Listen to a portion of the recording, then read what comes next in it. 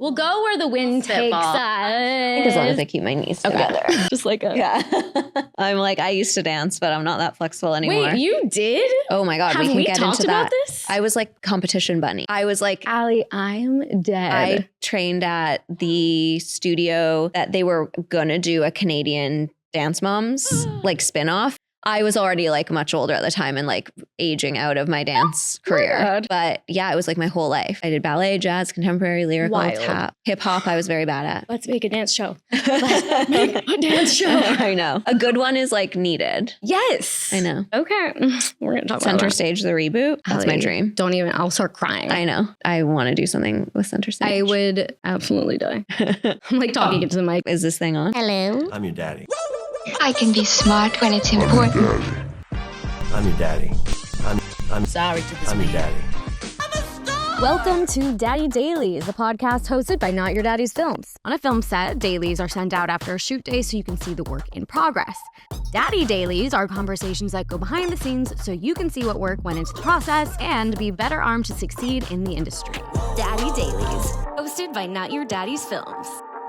Okay. Let's hit it. Let's hit it. Welcome back to Daddy Dailies. I am your host for today, Carlye Tamarin, one of the co-founders of Not Your Daddy's Film. Today, we have Canadian filmmaker. I don't know why I said Canadian first. I think it's important. Today we I think it's nice. It's nice. Today we have Ally Pankiw in the studio. Ally has been such a great friend of Not Your Daddy's Films, and we are so excited to get into it with you. I'm going to read your bio, so prepare yourself. Yes. Here we go. Canadian filmmaker Ally Pankiw made her TV debut with Netflix's Feel Good, created by comic Mae Martin. She directed and executive produced the show's first season, which was critically acclaimed as one of the best series of 2020 and boasts a 100% fresh score on Rotten Tomatoes. Oh, 2020 was 1,000 years ago. Sorry to interrupt. Keep going. Since then, Ally has written on 2 seasons of Dan Levy's Schitt's Creek and directed on Hulu's Shrill, starring Aidy Bryant, on Tony McNamara's Emmy-nominated comedy The Great with Elle Fanning and Nicholas Hoult, and she helmed the much-lauded Joan Is Awful episode of Netflix's Black Mirror, starring Annie Murphy and Selma Hayek. Her latest Black Mirror episode, Common People, stars Rashida Jones and Chris O'Dowd, which was nominated for 2 Emmys. Woo-hoo. In 2024, Ally wrote, directed, and served as an EP on her first film, Utopia's I Used to Be Funny, starring Rachel Sennott. It premiered at South by Southwest and was honored as a critic's pick by both the New York Times and the Globe and Mail on release. Her latest feature, Lilith Fair, Building a Mystery, made its world premiere at TIFF to rave reviews. It's amazing. Watch it. And is currently streaming on Hulu. The film centers on how Sarah McLachlan launched the first all-female music festival and combines Ally's passion for telling nuanced stories about women with her deep roots in documentary and music. She got her start working as a journalist before helming music videos and ad campaigns for top brands like Amazon, Chanel, and Lowe. Ally, welcome to Daddy Dailies. Thank you so much. I am so sorry about that long-winded bio. You can edit it down. It's just the one that we always email out to everything. But look, like, it's important. I know, but this is like going to be online stuff. And it's going to be short and it's going to be on TikTok. You got to be able to chop it up. No, it's great. Listen, she's done a lot of things. This is very important. Okay, there's so much we want to talk to you about, obviously with your career, but I also know how important mentorship is to you. And because we've been working together, you've created something really incredible. I want to start with the mentorship aspect. Cool. So a lot of our listeners don't know that as you've been directing for a long time, you've been posting on your Instagram stories, looking for shadows locally, wherever you're shooting. When did that idea come to you? How did you start doing that? Were you a shadow? I was not a shadow ever. I kind of just scrapped my way through the start of my directing career.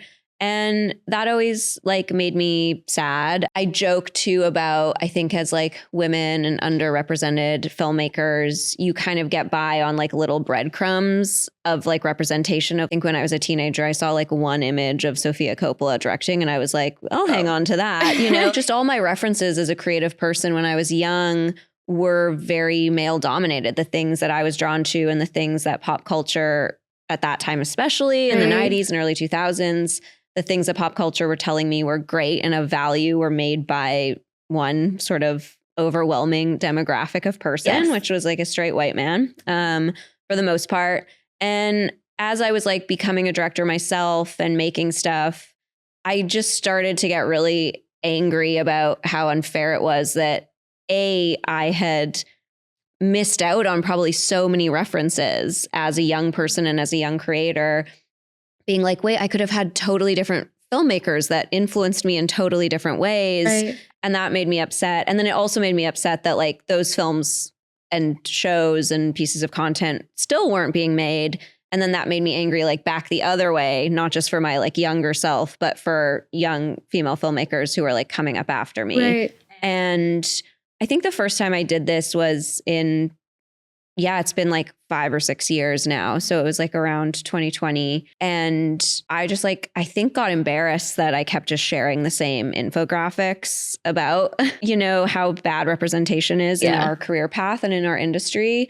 And I was like, I should just try and do something. I also hadn't been someone who had like been able to take off 6 months and go into this like really formal mentorship initiative or program. Like that had never really been something that was accessible to me. And I was like, there's got to be just like a more casual, simple way to do this. So for the past like 6 years, I've been bringing a young female or non-binary filmmaker of color onto my sets to be a paid mentee. Paid is, I think, an important piece of it. And that is to hopefully like help demystify larger sets, spaces in the industry that I think a lot of people are kept out of, told myths about why they can't achieve at that level. And I just wanted to start to like break down some of those barriers to entry and some of those myths. And I started doing this by just posting on Instagram and saying like, does anyone want to join me as a paid mentee? Send me your work. Let's see if we align. The first time I did it was on a commercial and I lied and I said I had done it before. Mm-hmm. So that's how I did it for the first time. Nice. And then as I've done it more and more, I've just like said to every company and every show or film or commercial that's hired me, I'm like, well, I've done it on everything else. So do you want to be the first company to say no to not approving it? And they don't want to do that. They're a little bit scared. So I've been able to do it on everything from, The Great to my own film to branded campaigns with Partisan. And I know this is like, again, a very long-winded answer. So please feel free to edit the hell out of it. Now. But it's just like when I first started doing it, I would get like 100 people replying to my story or my post. And now it's like over 1,000 each time in my DMs. And I was just like, oh, like I can only bring one person along per shoot. And so recently, as you know, I've been working with previously Women in Film and WME and some partner organizations like Not Your Daddy's Films. But what we're doing is we're like officially expanding this type of personalized approach to mentorship and apprenticeship. And we're trying to make it normal and a like protected right of a director to be able to have a paid mentee shadow them on set. So we're expanding. We're getting other female filmmakers to join us to take this pledge called the Breadcrumbs Pledge. I don't know if you remember 10 minutes ago when I first started this answer, I said breadcrumbs of representation, but it's like basically getting enough female directors together that are working at a high enough level to be like, we want to have the right to have someone learn from us. We want to pass on our craft.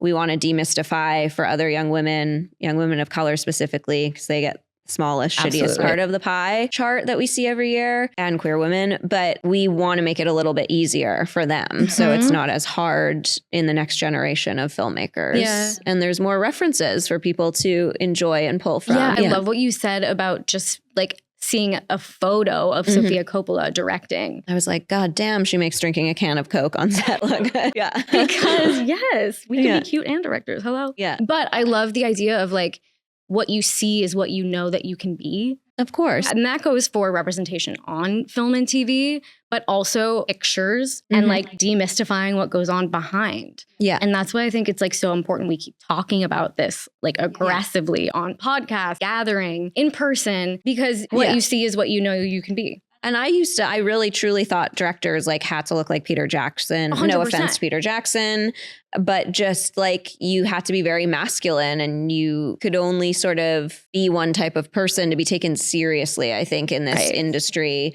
And I just want to show other young filmmakers like, no, you can be taken seriously. You don't have to like give up any piece of yourself. I joke that when I started directing, when I was like not as confident, I would like really lean into dressing very masculinely on set, and I would wear my polar fleece and like my Blundstones and be like, ugh. And like, you know, just like all black. Yeah, very, just very like serious. And be like, but I was like, my strength is being a young woman and being tapped into taste and certain aesthetics. Why would that not be a benefit to being a director? And so as I gained more confidence, I started being more feminine on set and not being scared of that. You know, I'm not wearing a ball gown, but you could. But I could. But I'm not like scared to be like, I have a little bit of mascara on today, and the crane operator can still respect me and what I'm asking him to do. Right. But yeah, like it's all those little things that I think when you become a mentor, you get to show every nook and cranny of this world, this weird industry that we work in. It is strange. I think it's like so valuable for people to see that on bigger sets, there's still fuck ups. Like always. It's the same as your short film. It's the same as a music video. It's like there are just more people that are accountable, like, and there's more safety nets. If there is a fuck up, there's more money to solve fuck ups, but they don't not happen. And it doesn't mean that everyone is like some genius that's like making every perfect creative decision. They're trying stuff, they're pivoting, things don't work, you try something new. Like, I think that's like a really important thing for people to see. And I think, again, as you gain more confidence as a director, you should open up your process to young filmmakers so that they can watch that process and what's the saying, how the sausage gets made? Yes. I don't know. I don't eat meat.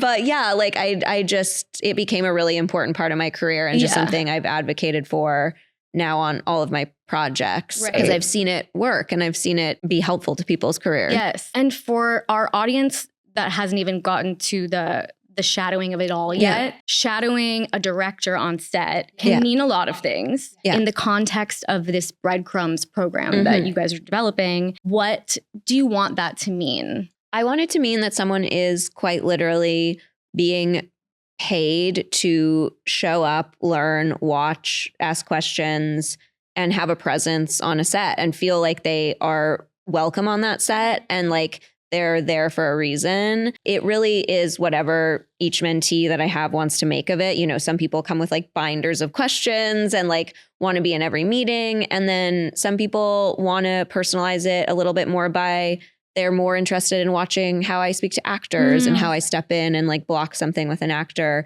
or answer an actor's questions. Like, you know, people come from all different sort of perspectives and I just try and make it work for them. Yeah. But I also try and pick my mentees. And I think why this sort of more, again, personalized approach to mentorship is important because a lot of the time people are just like put together with someone like arbitrarily in like a larger program.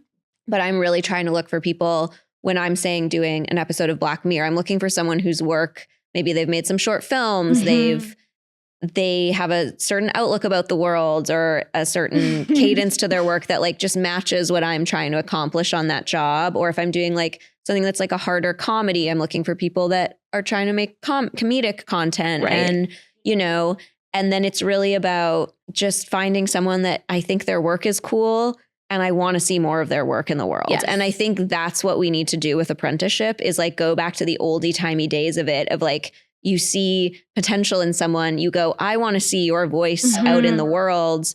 So I want to try and make your laneway a little bit clearer. Yeah. So I really try and find people who I'm like, oh, I loved their short. I loved their web series. I love their music videos or their branded work. And how do I help them move to the next step? Or how do I show them that like TV is not as scary as everyone says it is? Right. Because unless we're like, honestly, the statistics are they're getting so bad and getting worse. It truly is. It's like it's so crazy. It's infuriating and embarrassing. Yeah. But it's like the only way. Yeah. There's nothing working. The only way to do it is if we like flood the industry with people like us, you know, and the only way to do that is mentorship and like bringing people on set because it's also so much of it is a game of like who you know or being comfortable with a team. Yeah. And like learning how to speak to different people and in different positions. I think what a lot of the like past mentees I've had have said has been beneficial is like seeing how I talk to like a TV exec or a client on a commercial or an actor or a producer or a writer, and like how do you negotiate all of those interpersonal dynamics and relationships? Like watching that is like really valuable. I watched that from like different vantage points on set. I was like working as like a PA or a coordinator or a producer or whatever. Before I directed, I was like in some different departments. And so I could like witness those interactions, but it's about getting you closer so you can like watch the nuance in those interactions, I think. And some of the things that are like uncomfortable too, because it's like anything based on interpersonal relationships is tricky to navigate. And just seeing how different types of productions function, again, a little bit behind the curtain is really valuable. Yes. And I do think that like directing has been sold. There's been a myth sold that it's like this gift bestowed upon you, and you have like, and you do have to have a voice, and you do have to have like a way of looking at the world that you care about, but it's not something that people can't hone, and it's not something that people can't learn the craft of. It is something that I think people should have apprentices. Directors should have mentees. They should have apprentices. Like it should be a craft that's passed on. And I think we need to remember to like look at directing like that. Yes. Yeah. It's the access. Yeah. The access is so hard, especially for women of color and queer women and beyond. There are so few chances to learn. Like not everybody can go to film school. I didn't go to film school, you know, and that's fine. There are many ways to do this, but the barrier to entry is so tough. And you also really do have to have people advocating for you. Like can I say like one success story of one of my past mentees? Okay, please. Great. So there've been a lot of successful outcomes to what I've done over the years. Sometimes like very one-to-one, like linear, but sometimes a little bit more intangible. But one really great example was I was shooting Common People, my most recent Black Mirror episode in Vancouver. And I had a lovely filmmaker named Asia Youngman. She joined me as my mentee. Yeah. So she was shadowing me in prep. We were putting together our shoot schedule. And it became clear like, oh, we need a second unit team because what we need to shoot doesn't fit into our days. So we were like, we need like 2 or 3 days with a second unit director. And the local production services company in Vancouver where we were shooting, they were like, here's a list of all the dude TV directors we always hire, like hire one of these local guys. And I was like, there's no women on this list. And also we literally have a filmmaker here who is incredibly talented, also has been watching me prep for this show, watching my approach to the show and knows the show. And like, why would we not hire her to be the second unit director? Like she's going to be here with us all through prep, shadowing the other days that we're shooting with main unit.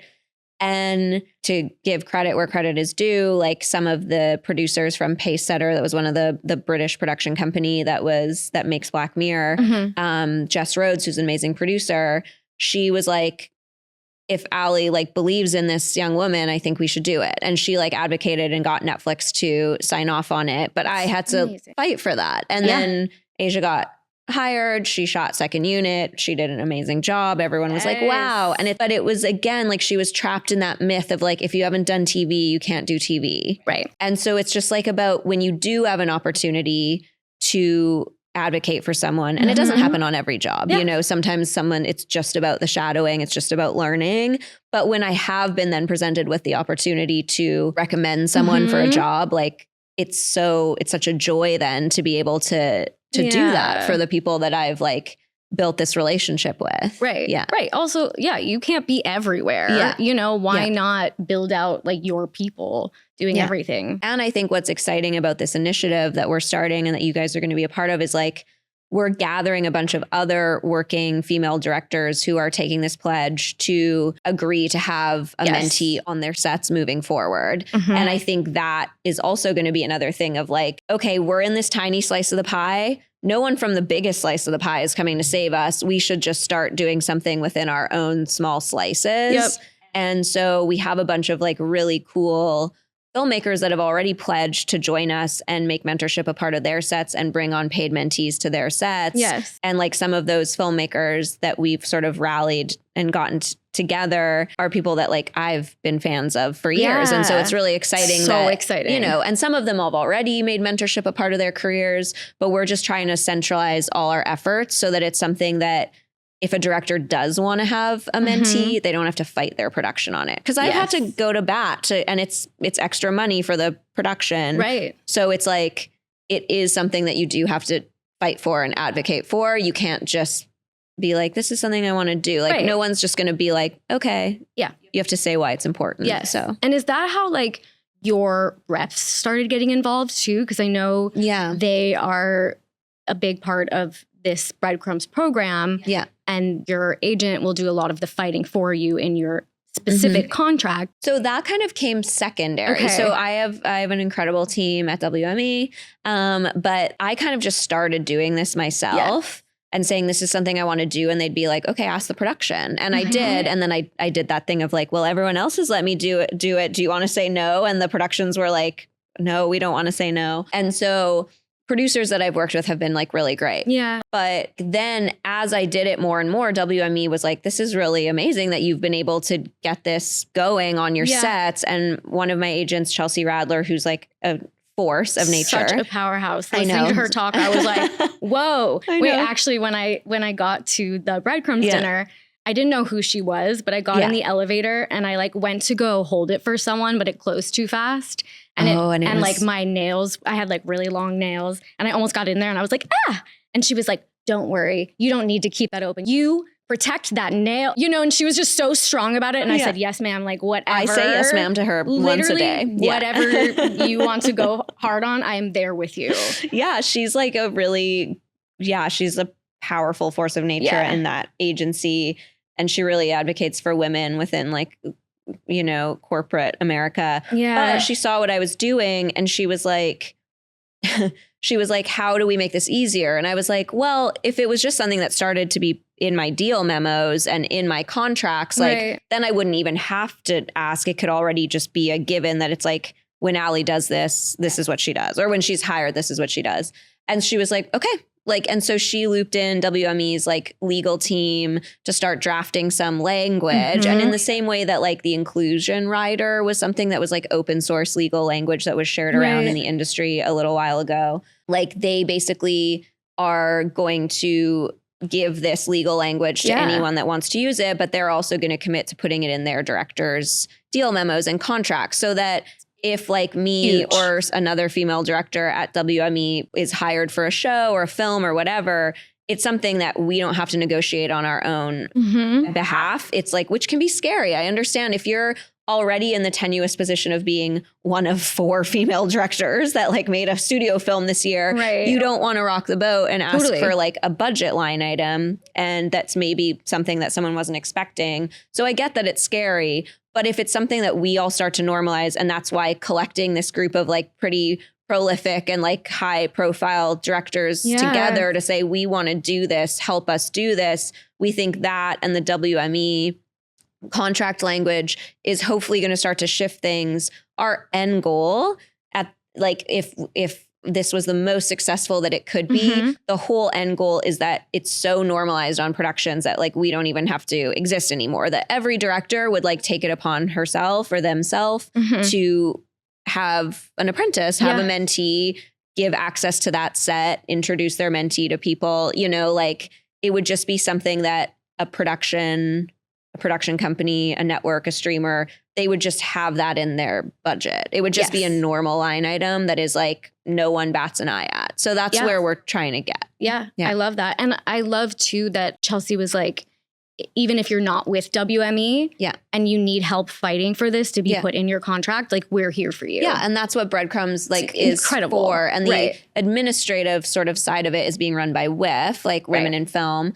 And they're the ones that are sort of like doing that matchmaking service, as it were. So another part of this approach is that I've had many directors come up to me over the years and they go like, I want to do this too. I see that you mentor filmmakers. Like, what do you have to do to get it done? And I talk about all the DMs I go through and the vetting I do and the Zooms and watching of short films. Right. And they're like, okay. And like, we're all busy. I get it. Yeah. It's like, and then I'm like, and then I go to the production and this is the checklist. I ask them to provide all these things and cover the mentee under their production, like liability insurance and workers' comp. And then I ask for them to be paid the same rate as a PA or higher. Mm-hmm. And the director's like, okay, getting a little bit harder to imagine doing that. Right. But what Breadcrumbs is doing is it's like taking away that work from these directors. And part of like the place that Not Your Daddies comes in is we are creating a Breadcrumbs database of already vetted and very cool mentees that then we're going to be able to provide to these directors so that they don't have to go searching for a mentee, whether it's in London or LA or Atlanta. We're going to say, here are some great candidates that you can choose from. We've already like interviewed them. We already know their work. We think it's great. We think it's a fit for your project. And then maybe they only have to pick between like, you know, 2 or 3 great candidates. And it's like setting up the ecosystem to make it really easy on all ends. On all ends. And then we're going to talk production. If they don't understand how to onboard a mentee or how to have someone on their set safely and in a paid capacity, we're going to go, this is our formula for it. This is how you can do it. It's really it's as affordable as having an additional PA on a project for like 3 weeks. Like it's not a huge cost. And when you see how, I mean, All's Fair has like $12 million episodes. I'm like, I'm sure that these shows could like, rate's not so high. Yeah, it's not so high. It's like pennies, you know, when you really think about it. And some productions over the years have provided a larger stipend, which is great. But I asked the minimum to be what a PA would be paid on the job. Right. And so, yeah, we're trying to just like really facilitate it, encourage it, make it easy for every director, from like Greta Gerwig to someone who's like shooting like sitcoms at NBC, and like just anyone who has access to sets. We want them to feel emboldened and like excited to bring on mentees and have them in their corner. What's so fun too is that this is bringing together so many groups. You know what I mean? Like, we have always looked up to women in film, or with now. Yeah. There are sort of isolated things happening. Yeah. And bringing everything together, it has to help the bad pie chart. It's gotta help. The pie chart has got to go in the garbage this Thanksgiving. Like, it's just too depressing. It really is. And it's like, you know, there's a lot of reasons why I called this Breadcrumbs, but it's literally like we've been given crumbs and still somehow have prevailed. And but it's just like we need to do better than crumbs. And I think what's really cool about this centralization of efforts is like, I don't have the bandwidth to go through, you know, thousands of applicants all the time. For sure. But what's amazing about Not Your Daddy's Films is like, you guys are constantly curating a database of incredible young filmmakers. And now we get to work with your community. We get to work with Film Independence alumni community. We get to work with WIF's alumni community and pull from these pools of people that are really ready to take the next step in their career. And then we get to go, Not Your Daddies, we need someone based in New York who's interested in horror. Who do you got? And you guys will be like, bam, bam, we've bam. already programmed these people's short films. Here are some candidates for whoever that director is that's shooting something in New York. Yeah. Oh, it's so exciting. It's really exciting. And like I was saying to Ally earlier, it's just like, this is what we dream. I mean, our Not Your Daddy's dream was just to figure out information and figure out how the fuck to learn. How the fuck to learn. I know. And it's really interesting. Like, you know, writing, you can just practice writing. Producing, same thing. It's kind of similar to directing, where you just like, you kind of have to do it. Right. But directing really is the thing where you can't do it alone. You can't practice it alone. Right. You really need people around you to help you, again, learn this craft. It's a craft. It's not a mystery. I'm really excited if this can like shift the needle. When I started building this out with WME and we were like in their impact division, another big piece of this I want to shout out is Caroline Joyner, who you met. She previously worked in like WME's social impact division. And I was linked with her through Chelsea, because Chelsea was like, you should talk to this woman who like builds out these types of programs and initiatives. And then Caroline now works at Run Amok, which is a great queer-led media company. But like, she kind of got the ball rolling in a bigger way, in a more official way. But she was like, okay, what's the like smallest success story that could come of this? If this was like the least amount of successful that it could be. And I was like, I guess I'd encourage 5 other female directors to have their own mentees and make mentorship a part of their careers. Like if I could just get 5 cool female filmmakers to do this, that would be great. And she was like, okay, what's the biggest success story? And I was like, that like literally everyone from Netflix to NBC to Amazon, everywhere, they just know in their budgets that there's going to be. Yeah, it's just a like, given. And it's just going to be like encouraged too, that if like a producer, and we have producers and production companies signing on board too, to take the pledge to go like, if we get a TV show greenlit, we're also going to encourage our directors to bring on a mentee to help fix some of these representation statistics. Yeah. So then if we talk about like the logistics of what Breadcrumbs is, so the first thing that's going to happen is a director is going to take the pledge, and this is an online database, right? Yeah. And the pledge says, I pledge to have mentorship be a part of my sets. I pledge to bring on a mentee on my sets moving forward, basically, and advocate and normalize this practice. Yeah. There's like some other details in there, of course. And then they take the pledge, their names get added to our list of pledging directors. And then they basically get a toolkit from us, and then we work with them. So one of the directors that was at like our launch dinner, Molly McGlynn, she's going to be shooting a series in Ireland. She's another great Canadian director, but she already has reached out to be like, hey, I'm talking to my production about bringing on a mentee for this series. Like, and we sent her like our onboarding checklist, and this is exactly what you have to ask the production to cover and what they don't have to cover, et cetera.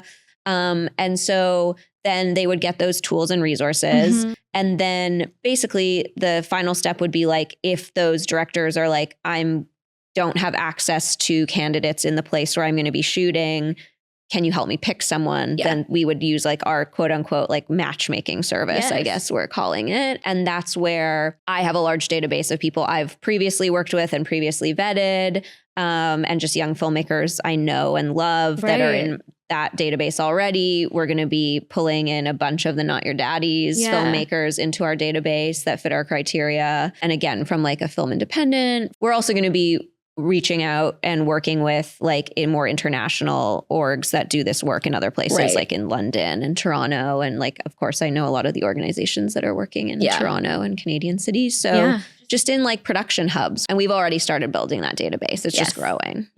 And it will probably continue to grow as the program grows. For sure. Yeah, right. It's like starting with the first few to like test it out. Yeah. And then hopefully it'll just be on its way. I think like the main, like the goal would be that at some point, the database of mentees that people can choose from would be open source. Like you could just submit yourself and be vetted, but we just don't have the resources for that yet, which is why we're doing it in a little bit more of like a curated way for now, because we just like don't have the money. But if anyone wants to give us money, if any brand wants to give us money, but it would go towards like having a more robust like ecosystem online that could handle more like open source submissions from just like a filmmaker in Detroit or a filmmaker in Vancouver, you know, but for now we're pulling together those people from networks that we know and trust. So, that was going to be my next question, is about funding. This doesn't happen in a vacuum. No. This is like an all hands on deck, literally situation. And it takes a lot of time. Yeah. And there's a lot of logistics, even just building out the database, like the matchmaking, the everything, everything that you've had to do. It takes a lot of time on top of your. And look, I'm not busy. Right, Rich. She's a bit of a busy lady. I'm a bit of a busy lady. Right. Yeah. So it's like, where does that funding come from? How can people get involved in that way? Yeah, for this first year, it was just WME's like impact fund, basically, that was like, our client is doing this. We want to see how we can help. So they gave a certain amount of money that is like the resources that is going to get us like through our first year, basically. And they gave that money to WIF, previously Women in Film, and their like internal team at WIF and the Reframe program, which is something I was a part of a few years ago. They're the ones doing this like sort of admin and, like working with a graphic designer, and we're building out our like branding and all of that stuff. So they're handling that. I'm still heavily involved just on a volunteer basis of doing a lot of the communications, sending out the emails, onboarding directors, like I'll be very involved in matchmaking. But what we're doing is like for our first year, we're only providing that matchmaking service for 20 directors. Because that's, again, we just don't have unlimited time. We don't have unlimited resources. And then we're hoping that in our first year, because we're sort of launching 2026, and then we're hoping in that year, though, we can raise more funds so that we can expand this on a broader scale. Yeah. And it can become a more evergreen thing than just like this 1 year and this first cohort. Right. Yeah. And then also it is too just something that anyone can sign the pledge. Like anyone can go to the website, and if someone we don't know is like a director in London or Dublin or like, you know, Mexico City, and they're just like not in our network, they can still take the pledge. Like it's like anything. You can take the personal pledge in your personal life. Those people will still have access to all of our onboarding documents. They'll have all the resources that are like open source. They'll have access to that legal language if they want to talk to their reps to put that in their contracts. Yeah. We just won't be able to provide that like matchmaking service to help them find their mentee. Yeah. That is something we can only offer to this like first cohort of pledging directors. For now. And then World domination. Do you want to know some of the directors who have pledged? Yes. Okay. So Lily Wachowski, who I mean made The Matrix. Insane. Yeah. Tommy Dorfman, who's currently shooting her second film in Toronto. Abby Jacobson, Lake Bell, Claire Scanlon, who maybe isn't a household name, but has probably directed a lot of people's favorite episodes of everything from The Office to Abbott Elementary. Mm-hmm. We have Amy Aniobi. We have Nisha Ganatra. We have like really great, incredible, kind-hearted people who are like wanting to do this and wanting to pledge and wanting to have mentees join them. And so I just like am so excited that people will get to learn from them. Because I also have a joke, incredible. Like people are like, why aren't you asking male directors to take this pledge? And I'm like, well, they haven't done anything for 100 years. Like they've had 86% of the pie, give or take a few numbers, since the dawn of time in this industry, in this career path in directing. Yeah. And I'm just like, why haven't they done anything?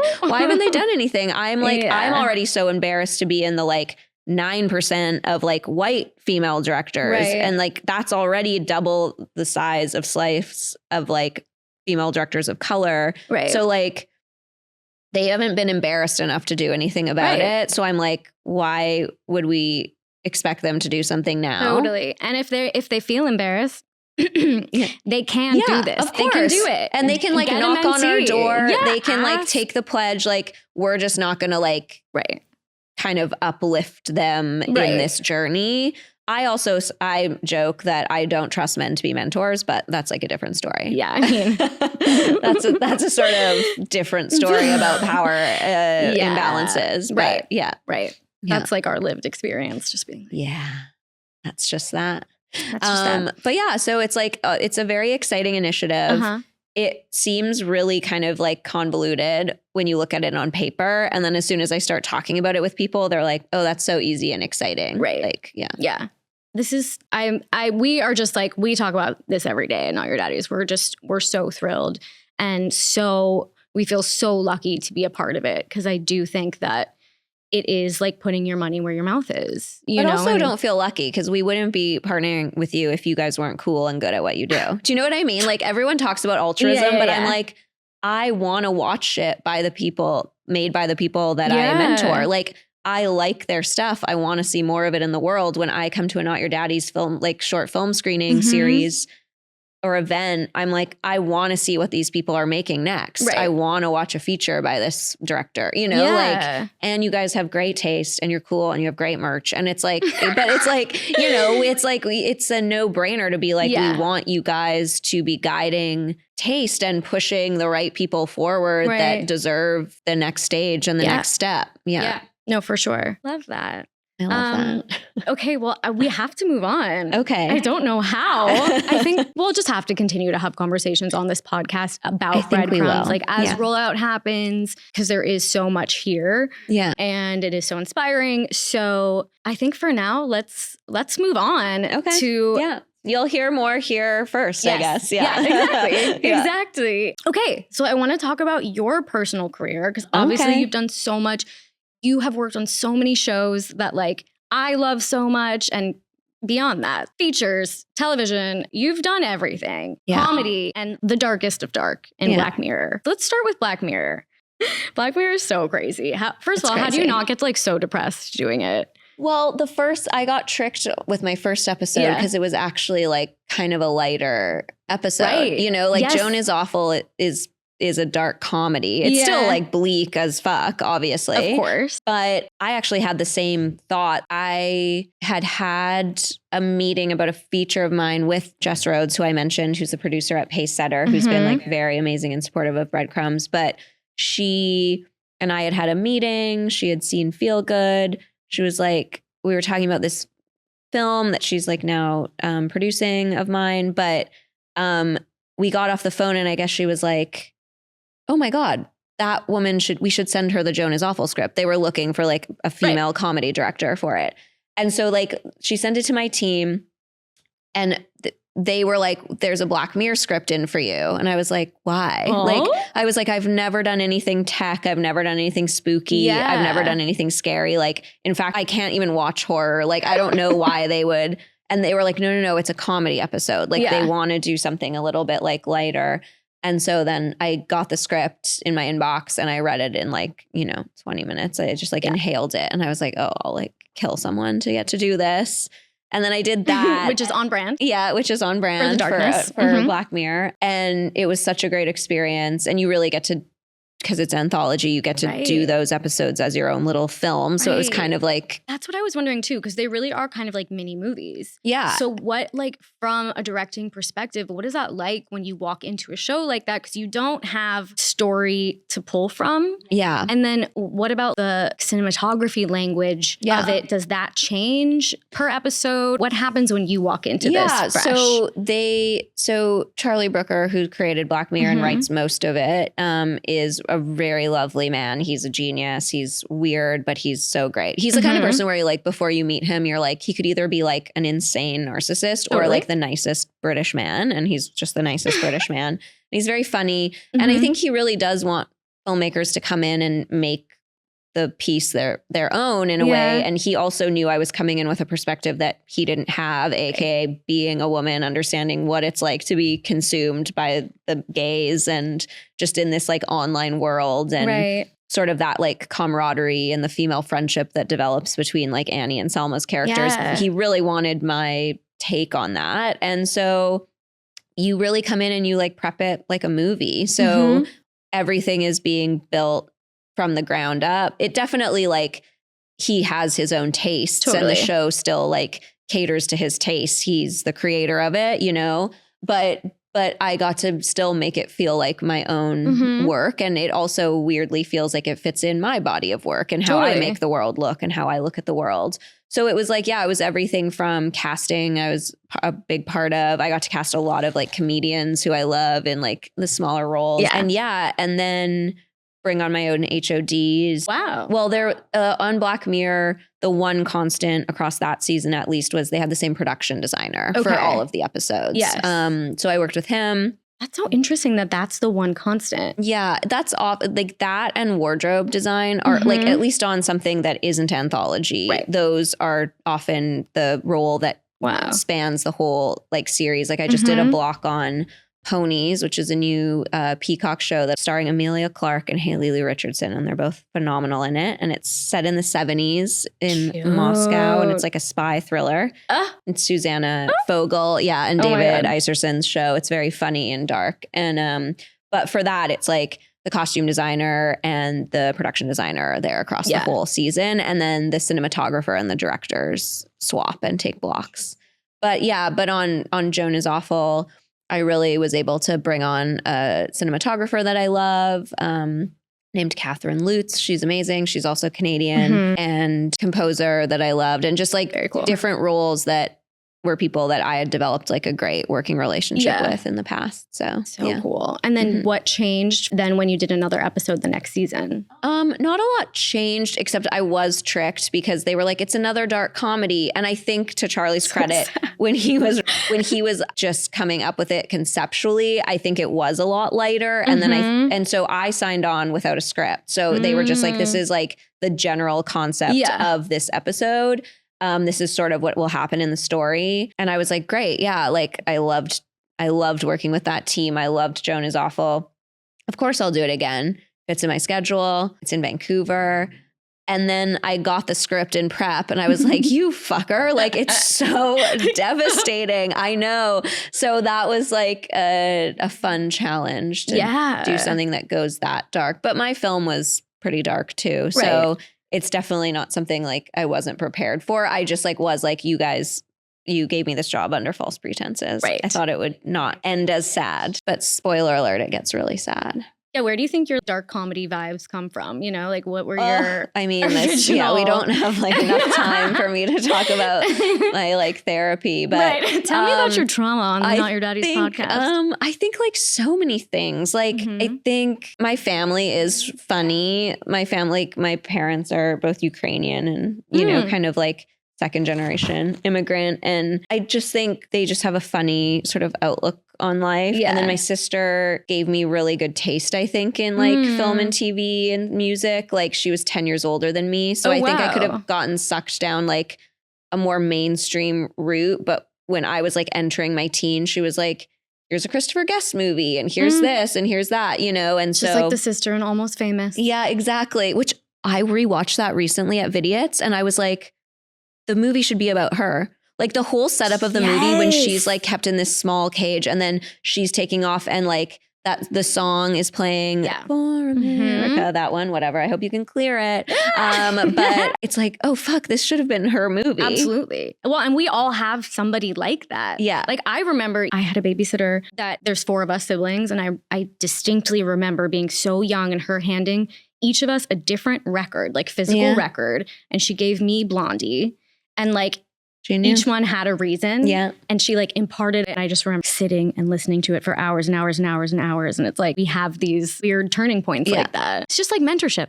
It is. I joked like that the title of the Lilith Fair doc that I did was like Lilith Fair, music's cool older sister. Because I do think that like archetype is so important. It's like that intergenerational handing down of like a warning or knowledge or a sense of humor about something that we have to put up with as women. Like it's so special.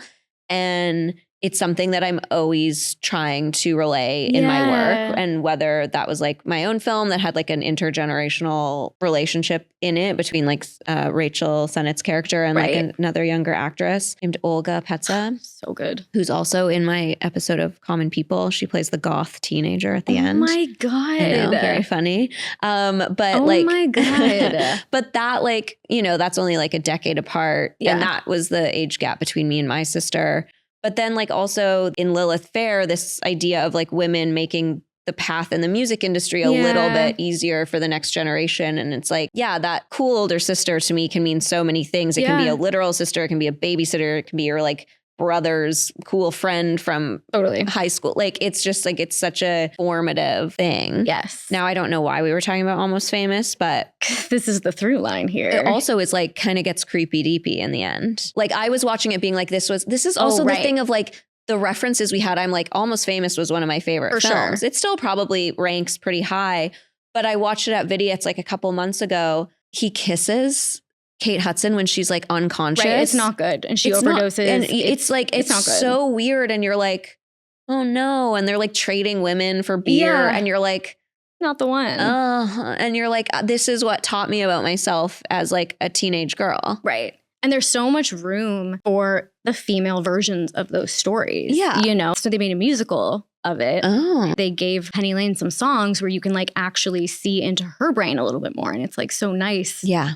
This is like the stuff that we go through and we just want to feel less alone. Yeah. And also not be taught about ourselves by people who aren't us. I think that's like so important. Right. You know? no matter how cool Cameron Crowe is, like Right. he should not be teaching me about myself as like a teenager. Right. And that story should still exist, but then there should be a counterpoint Right. to that. There should be a movie Right. about Zooey Deschanel's character. 100%. You know, like Yeah. there should just be enough room for all of it. Yeah. Yeah. Well, okay. So this is a recurring theme in your work. Big sister, little sister, knowledge imparting. So I want to talk a little bit about your feature. What did you take from doing Black Mirror that was more of a hybrid TV/film into making your own first feature? Well, funnily enough, even though Joan Is Awful came out first, I shot my film first. Oh, yeah. Oh my God. Yeah, but the timeline was so long for my feature because of many different variables, Right. including COVID and the strikes and just like festival timing and stuff like that. Yeah. We shot it in 2021, but it didn't come out in theaters until 2024. Wow. Yeah. So, and it premiered at South by in 2023. It was just like a really, really stretched out timeline. Right. So like from when I shot, I used to be funny. I went and shot Joan Is Awful and it came out before my film came out. It was a few things. It was like so we shot at the end of 2021. We didn't start our post till top of 2022. Okay. And just when our editor was like available to start, and then kind of missed like all the 2022 festival deadlines and submissions. So then we got into South by, but it wasn't until spring of 2023 because we had still been editing the film and finishing it and doing all the post on it in 2022. And then, yeah, it came out in the spring of 2023 at South by. That's where it premiered. And then I think in a normal year, it probably would have come out in theaters that fall. But because of the strikes, everyone held off on their indie, like theatrical releases. So then it didn't come out in theaters until 2024. Right. So. And you're like, I made this a while ago. I'm like, I don't even know. We joke that it's like a period piece. Yeah. Like when it was premiering, I like did some Q&As and I was like, so Twitter did still exist when we shot the film. Hilarious. And there's references to it. So please bear with us. Yes. But I had done a lot of TV before I did my feature. And I think that's sometimes the opposite. I think a lot of people do their first indie feature and then maybe move into TV. Right. But I was really grateful because I had just worked on so many different things. And I think I had come up against like any kind of issue you could come up against. Yeah. And then we came up against all of them in my film. But at least I had like solved those problems before, you know? Right. Yeah. On like a crazy scale. Yeah. And then I was like, and now we have less money than on those TV shows, but at least I like know what I'm in for. You know? Yeah. And I think you're so good at tone because you have done all these different things. Thank you. Even just like going to do the great, like that's so specific. Yeah. Black Mirror is so specific. How do you adapt like that when you're walking into somebody else's vision and then get to do your own too? Like really, it's so many things, but like doing episodic TV, like I'll sort of speak to, because that's definitely something where you have to drop in and you have to like learn the language, but still try and like make something your own in a small way. I call it like learning the physics of the world. Like in our world, a lot of different things can happen, but like the laws of physics don't change, right?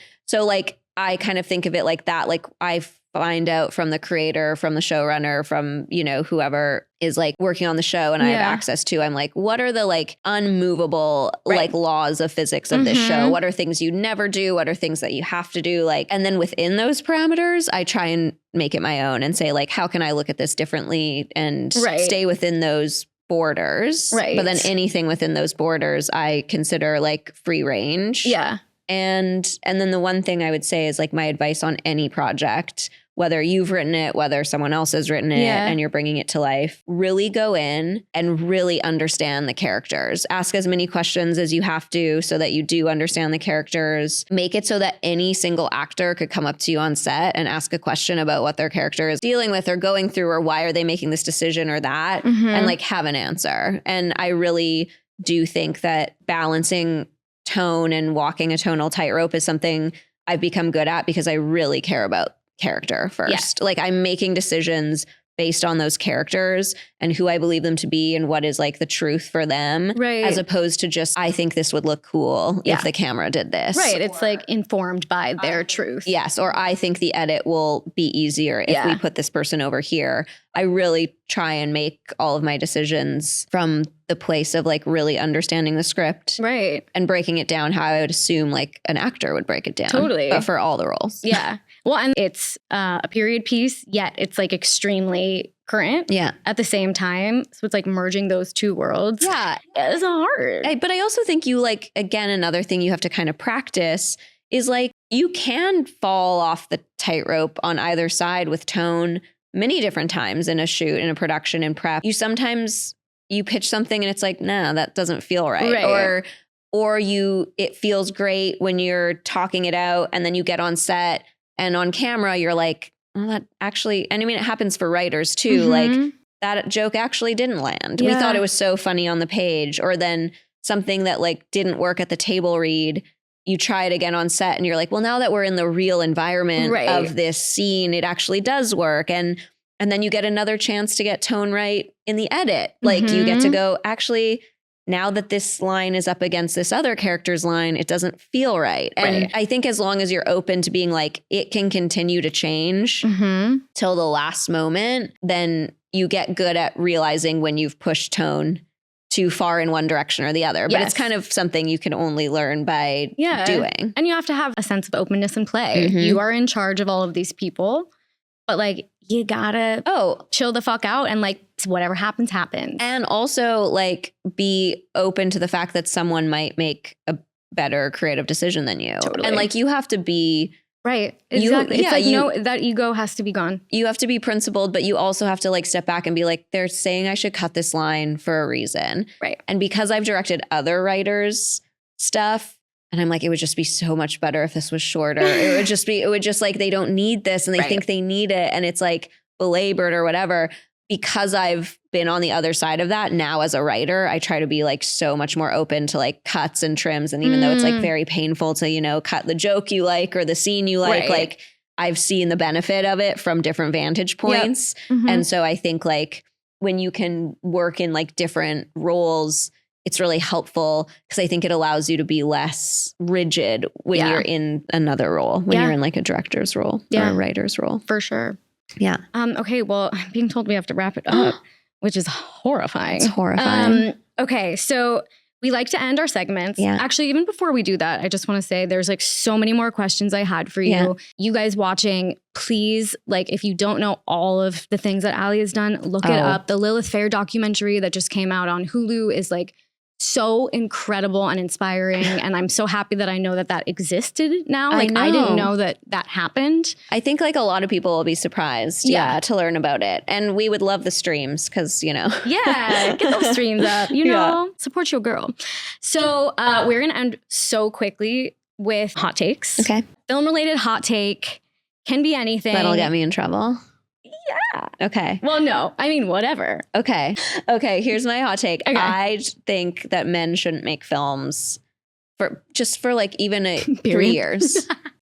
What if they just didn't make films for 3 years? Like starting right now. Yeah. Or like in January.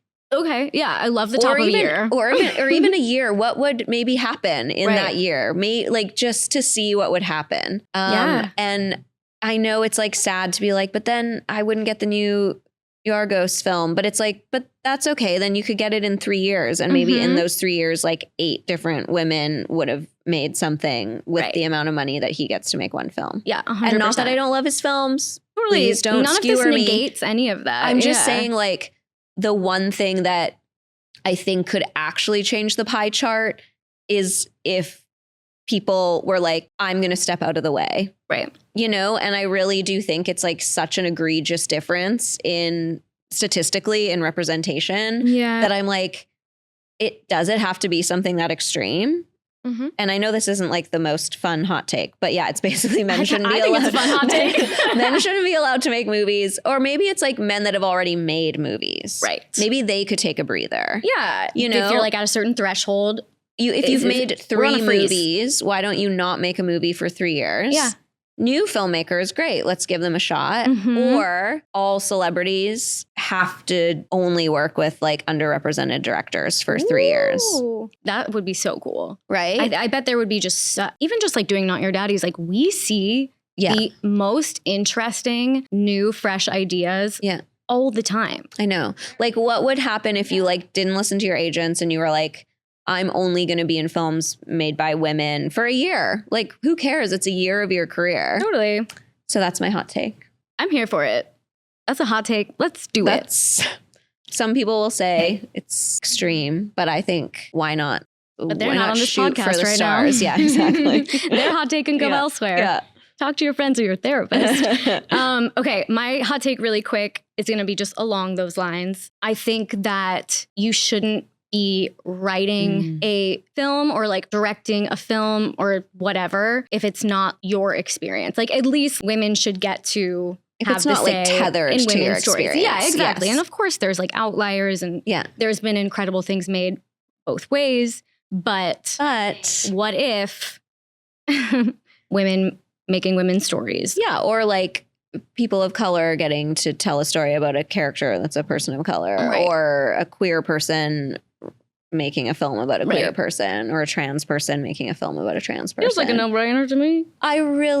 Because I think that what's happened is that the big part of the pie, so like, you know, straight male filmmakers, predominantly white, they have realized that like people want stories about other types of people than them. And they go, well, I better make those stories because that's what people want to see. But it's like, or leave those stories up to the people that actually can speak to it authentically.